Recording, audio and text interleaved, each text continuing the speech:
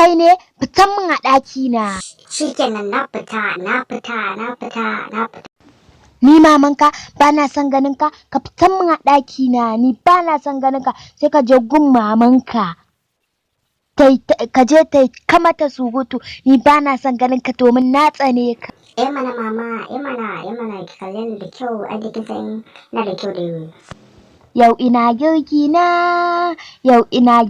na mai daɗi. Wannan yaron ya zo ya ce min zai ci. Mama ta tana dafa abinci. Dole in ji mama ta tana dafa abinci. Kuma na san da kan zai daɗi wannan ƙanshin yadda yake tashi kai. Wayyo dole ma a fati. Haba mama ki buɗe wannan yadda jalof ɗin take tashi. Mama ki buɗe mana. Mama fa tana jira da in buɗe muku saboda larura ba.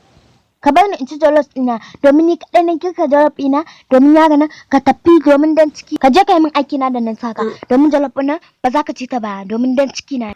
Mama ki sani kika ki bani wannan jollof ɗin shinkafa. Mama ina so in ci wannan jollof ɗin shinkafa kuma za ta yi daɗi. Amma ba ki so ki bani ko kuma ina so in ci da koya take ma dan Allah ko da kaɗan ne ki samu ki bani. Da sa ta a ciki na dan ɗaci ta ya riga ya gama dukan hanci na mama. Ki taimake ni kin ji ko.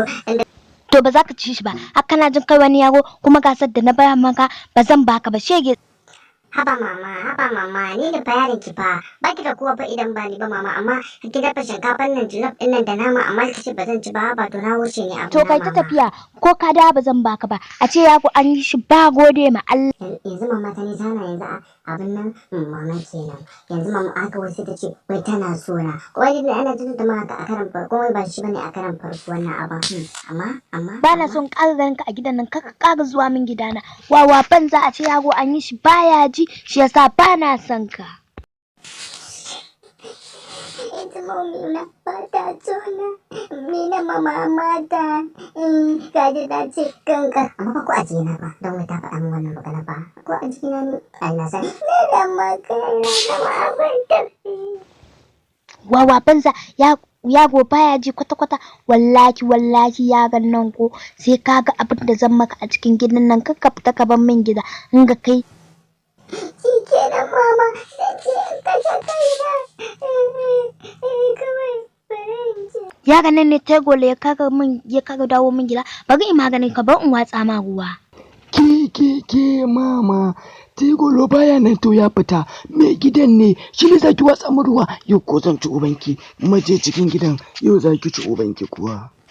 Assalamu masoya ni da naku ce golo amma kuma fasaran Yusuf Alkasim wanda kuma sani da jarumi daga kamfanin AUT Record kako da mu fa ku da biyo ni zan ci gaba da nishaɗa ku kuma ku danna mun subscribe kana ku sannan kuma ku danna mun kararrawa a cikin shirin TV mu mai suna Shi'umin Iko TV kaɗai ne za ku rinka samun wani abubuwan da nake muku wasu ya ka kuma tafani ne da Togolo tare da haɗin gwiwar AUT Record ina son kuma soyayya ne na ku yi Alkasim wanda kuma sani da jarumi.